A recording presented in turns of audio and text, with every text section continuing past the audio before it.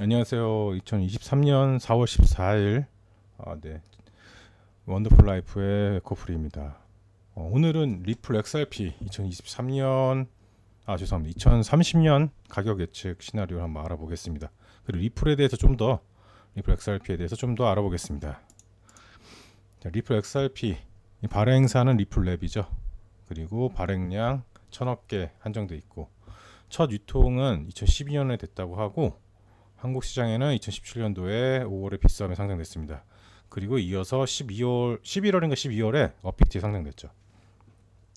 발행량 1000억 개 중에 이제 550억 개는 금융기관용, 뭐 금융간의 금융이라는 것은 이제 은행, 국가 간의 은행끼리 거래나 아니면 또는 이제 국가 간의 송금용으로 이렇게 사용되는 걸로 550억 개 빼놨습니다. 그리고 이슈 사항은 잘 아시다시피 리플 이제 리플사하고 미국 SEC 이쪽하고 지금 계속 2020년도부터 법적 소송이 있죠. 분쟁이 뭐냐, 이 상품이냐 아니면 리플 XRP 상품이냐 또는 이제 그 증권이냐, 이제 이쪽은 증권이다, 반대쪽은 상품이다, 이렇게 주장하는 거죠. 리플은 이제 어쨌든 뭐 이더리움이나 다른 것도 상품인데 우리 건드리냐, 같은 의미인데 이렇게 나가는 거고, SEC는 아니다 계속 우기는 거죠. 이게 어떻게 보면은 세력 싸움인 것 같습니다. SEC가 국가니까 이쪽 국가에서는 뭐 달러나 다른 것이 강세가 좋은데 이쪽은 가상화폐 쪽이고, 리플이 다른 국가들이 협력을 많이 하니까 이제 이제 자꾸 좀 규제를 해서 국가는 힘을 계속 유지하려고 하는 거죠. 그래서 이런 소송을 건 거고. 네, 그래서 이번 연도가 어떻게 마무리됐지. 이번 연도 이제 모르겠어. 상반기 끝나고 하반기, 좀 이른 하반기 정도에는 이번 연도에 답이 좀 어느 정도 나오지 않을까. 간이 약식 기소건에 대해서 그거를 이제 결과가 나올 것 같습니다. 많은 유튜버들이나 많은 이제 인플루언서들 하고 언론에는 일단 리플이 승소한다고 이제 판단하고 있는데, 그거는 이제 가봐야겠죠. 그래도 국가기관입니다. SEC. 자, 다음은 디지털자산 XRP. 리플은 잘 아시다시피 전 세계 금융기관들, 이런 뭐 뱅크 오브 아메리카, SBI, 여기 SCB, 여기 중동, 여기 일본, 뭐 미국 다 그 거대 금융권들이거든요. 사우디아라비아 은행, 뭐 여러 가지 것들이 있는데, 이게 지금 어떻게 보면 동남아의 강세인 데가 있고, 일본 동남아 또는 이제 중동 쪽 강세인 뭐 은행들도 있고, 이제 미주, 북미, 이제 뭐 남미 이렇게 강세인 은행권들이 있죠. 이런 애들하고 이제 거래를 하는 거예요. 그 거래처들이 있고. 그래서 결국은 목표는 이제 리플 네트워크 XRPL이라는 네트워크 하에서 글로벌 송금 요청 시 안정적이고 효율적으로 처리할 수 있게 하는 것이 목표다라는 겁니다.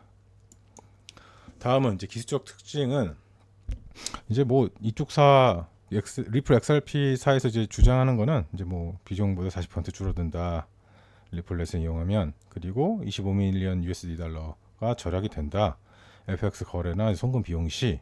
이거는 뭐 국가 대상이나 이제 큰 거대 금융권 대상으로 이렇게 홍보를 하는 거겠죠. 그리고 10초 안에 대금 집행이 가능하다. 내가 근데 많이 이제 송금 해봤는데 이것저것 리플 이용해서.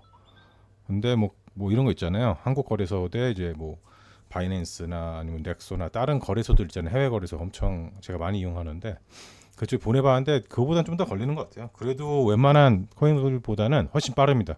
저는 한 1분 이내 이게 보고 있습니다. 그리고 뭐 98% 국내 정성비의 절약. 어쨌든 절약이 된다는 거예요. 다. 뭐 에너지 세이빙도 되고 송금비도 절약이 되고 빠르다. 그 세 가지가 이쪽의 기준입니다. 그래서 뭐 유럽이나 UK 쪽이 이런 모듈 XRPL이나 이런 얘네 XRP를 많이 이용하고 있다고 해요. 그럼 좀 더 디테일하게 나중에 논의해 보겠습니다. 그 은행권 지원 게이트웨이로 개발됐고, 그리고 요즘에 보면은 이제 케이코라는 암호화폐 데이터 분석 기업이 지금 이제 현재 요 근래에는 고래들이 오히려 물량을 매도한대요. 자기들 물량을 어느 정도 매도하고 있고, 그래서 뭐 개미 투자자들이 좀 달라붙어 있다. 하여튼 이게 뭐 악재냐 호재냐 하는데 호재가 더 많죠. 원래 가격을 이끌려면 개미들도 달라붙어 줘야 돼요. 기관이 투자해야지 급상승하는 건 맞는데, 덕지덕지 개미도 붙어주고 사고 팔고 하면서 이제 올라가는 거거든 세게. 그러니까 이거 나름 괜찮은 소식입니다. 그리고 리플은 이거 보니까 근데 작년에 여기 뭐야 머니사이드라는 유튜버가 주장한 게 있었는데 이 사람이 그렇게 뭐 엄청 유명하지는 않은데 머니사이드라는 유튜버가 로스차일드가하고 이제 리플 SBI 그룹에 대해서 언급을 했었어요 이거 사실상. 근데 내가 이거 뭔 개소리야 뭐 이렇게 받아들였는데 제가 공부를 좀 해보니까 그래도 맞는 얘기로 게 꽤 있더라고요. 왜냐면 정리해 보면은 리플하고 XRP 만든 발행사 리플하고 SIB 그룹에 이 합자 회사가 있더라고요. SBI 리플 아시아라는 합자 회사가 있고 조인벤처에서 합자해서 만든 것 같아요. 여기 쉐어홀딩 60%면은 60%의 지분 지금 대주주죠. 그러니까 두 개가 나눠서 이렇게 하나의 회사를 합자했다라는 게 있고 그리고 이 SBI 그룹이 리플사의 8.76% 지분을 갖고 있어요.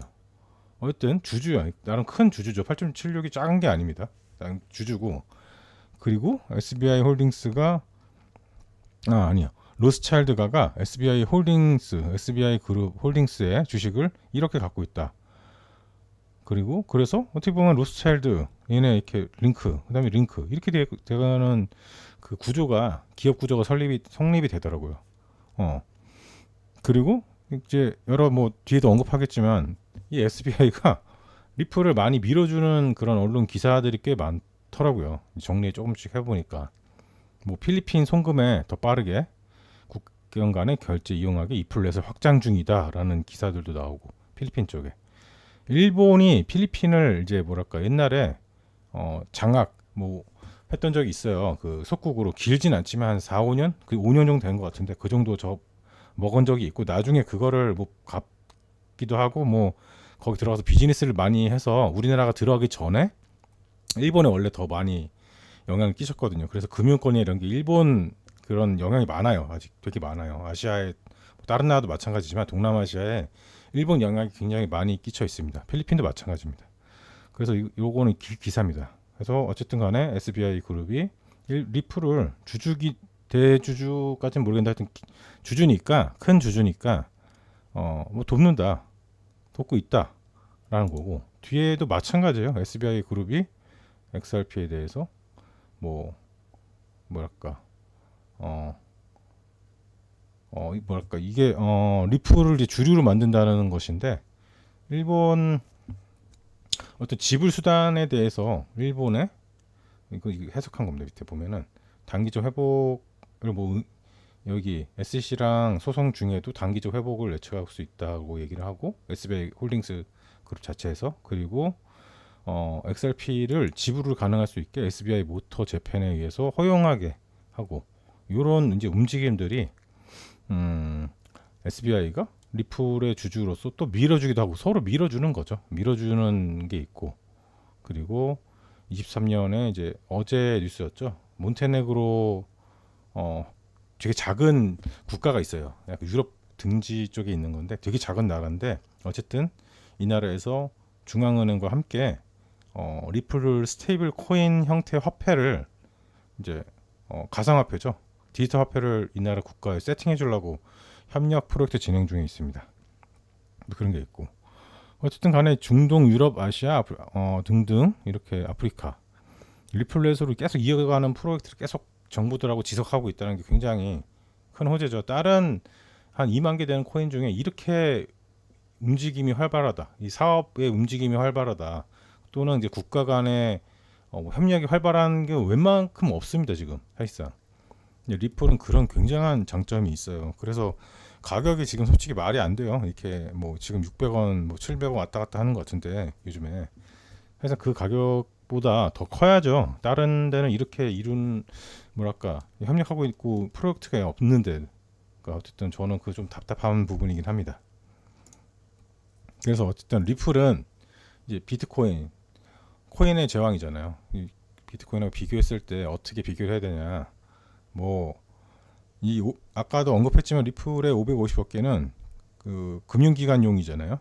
그래서 유동성, 그래서 뭐 국가 간의 유동성이나 브릿지 통화로 연결해주는 브릿지 통화로 존재를 하는데 이거는 이제 거의 세력들의 물량인 거죠. 기관이나 세력들의 물량이 되는 거고. 그래서 이 브릿지 역할을 하면서 유동성으로 재예탁될 가능성이 높아져요. 그리고 이것 때문에 가치 상승을 계속 할 거고, 그래서 투자자들한테 굉장한 호재죠. 호재가 있습니다. 그래서 제가 보는 관점에서 사실상 지금 XRP의 가격은 10,000원, 20,000원, 뭐 30,000원 이 사이에 됐었어야 되는데 계속 뭐 몇백 원 수준에 머무르고 있죠. 그 몇몇 이제 유튜버나 이제 인플루언서들은 100불 정도는 충분히 가고 남는다라기도 하고 하는데, 저도 그건 틀린 말은 아니라고 이제 얘기를 할 수 있는데, 그러나 그 시간이 꽤 많이 지난 다음에 가능한 것 같아요. 그때는 인플레이션, 뭐 화폐 가치 하락으로 인해서 우리가 먹는 이제 물, 뭐 편의점에서 사 먹는 물 500원, 800원짜리가 이제 10,000원, 뭐 이렇게 뭐가 5,000원, 10,000원 이렇게 되지 않을까. 그때는 뭐 지금부터 10년 후 이상 됐을 때 100불의 가치 정도 되지 않았을까라고 생각을 합니다. 에비앙 같은 경우는 20,000원 될 거고. 그래서 아시다시피 우리 어렸을 때 껌이 10원, 뭐 30원 이랬을 때도 있고 100원 이랬잖아요. 그런 게 지금 800원에 1,000원 하잖아요, 하나당 껌이. 그러니까 어쨌든 화폐 가치는 떨어진다. 비싸지니까 물건 상품의 물건은 비싸지고 화폐 가치는 떨어지니까 이렇게 되는 거죠. 그래서 뭐 100불은 허황된 얘기는 아니나 시간이 좀 필요하다라는 거고, 그래서 뭐 제가 보는 관점에서 XRP는 금이다. 근데 한 좀 많이 남았다, 시간이 많이 남았고, 오늘의 주제처럼 XRP 가격을 예측해 보면은 25년 한 2년 남았죠. 2년 후 2, 3년 안에는 뭐 그래도 몇천 원 단위 안에는 가지 않을까. 그 리플이 저는 알트코인의 상승 어느 정도 불러일으킬 거라고 생각을 해요. 한 1, 2년 안으로. 좀 빨랐으면 좋겠어요. 사실상 내년 지나고 늦어도 25년에는 이제 상승장을 리플이 좀 이끌어줬으면 좋겠어요. 개인적 바람이고, 그만큼 움직일 거라고 저도 생각을 하고 이제 계속 이제 업데이트를 해드리겠습니다. 그래서 이제 25년, 뭐 30년 가격 예측해 보면은 리플의 가격은 개당 3에서 5달러, 2년 남았죠. 2, 3년. 그래서 뭐 5,000원, 워낙 5,000원 되고, 만 개 보유하면은 이제 한 5천만 원. 2030년도에는 2만, 뭐 이게 20에서 30불이면은 2만 원에 3만 원 대략 편하게 할 수 있고, 한 4만 원 쳤을 때 만 개 보유하면은 4만 원이었을 때 요게 30달러가 그러면은 이제 4억. 만 개 보유하면은 한 10년 안쪽으로 한 4억은 될 것 같다, 이렇게 보고 있습니다. 뭐 그 사이에 리플이 정말 이상한 짓만 안 하고 막 도망가고 먹튀하고 이런 짓만 안 하면 돼요. 그럼 될 것 같아요. 제 생각은 그렇습니다.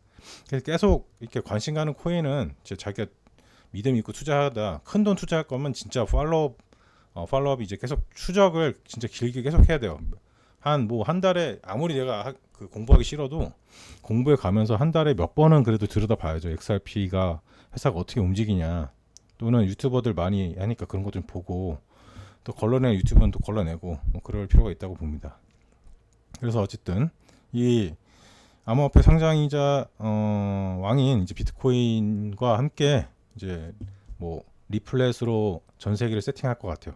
이제 금융기관 싹 다 세팅해서, 그래서 요게 나는 이제 여왕까지는 가지 않나. 현재 금 가치까지는 가지 않을까. 지금 거의 몇십만 원 하잖아요. 언젠간 가겠지. 근데 그 언젠간이 시간이 좀 남았다라는 거고. 그래서 참 저도 한 5년 정도 암호화폐 투자, 5년까지 안 돼, 한 4년 됐나? 그 정도 돼가는데, 많이 잃어도 보고 좀 많이도 따보고 그랬거든요. 이제 돈을 많이 잃어보기도 했어요. 근데 그러면서 느낀 것이, 욕심 부리면 안 돼, 이제 진짜로. 왜냐면 카지노가 돼요. 이게 365일 24시간 돌아가니까 카지노 같이 내가 진짜 거의 카지노나 호구 형님 돼 있는 때도 있었고, 그렇게 잃어도 봤어요. 돈 완전 그냥 꼬라박아 봤어. 그러니까 그렇게 되지면 안 된다고, 반대로 해야지. 약간 노련하게. 그러니까 진짜 나는 숫자에 약하다 하면 적은 금액으로 그냥 담배값, 술값 아껴서, 또는 그냥 용돈으로 그냥 한 20년, 10년, 20년 확 길게 바라보고 차근차근 모아가요. 그리고 이 펀더멘탈, 기본 근본이 가치 있는, 기술력이 있는 이런 애들한테 조금씩 투자하면은 진짜 내가 보기에는 그렇게 쌓아가면은 돈 부자 될 것 같아요. 이 암호화폐 전체 시장이 개무너져 가지고 아예 다 없어지지 않는 이상은 그렇게 될 거라고 봅니다. 그래서 그 믿음으로 저도 지금 공부하고 투자하고 돈도 다시 또 조금씩 때려받고 있어요.